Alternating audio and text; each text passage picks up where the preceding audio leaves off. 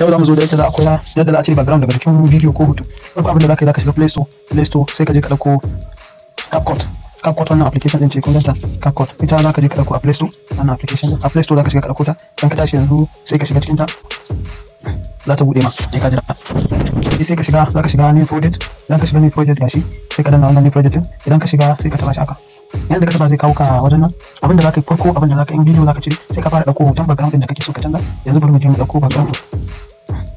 yanzu abin da zamu yi zamu sa wannan a matsayin background din mu na bidiyon da zamu shine wannan background din mu zamu shigar da shi idan muka shigar da shi yawa to daga nan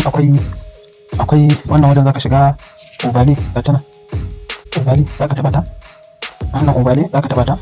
idan ka taba ta sai ka shiga add overlay kana shiga sai ka dawo wajen bidiyo ɗinka sai ka zo sai ka zaɓi bidiyon da zaka cire yanzu gashi mun taɓa wannan bidiyon za mu yi adding idan kai adding za ka ƙara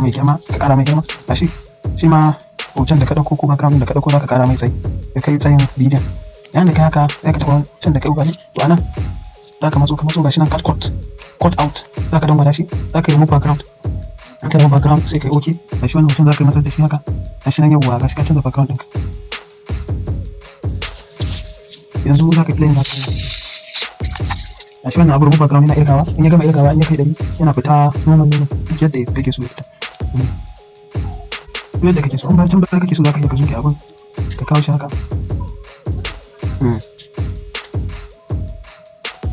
gashi nan shikenan simple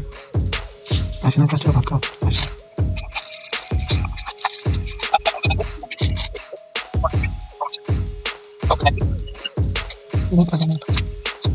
ka shiga sai ka sai shi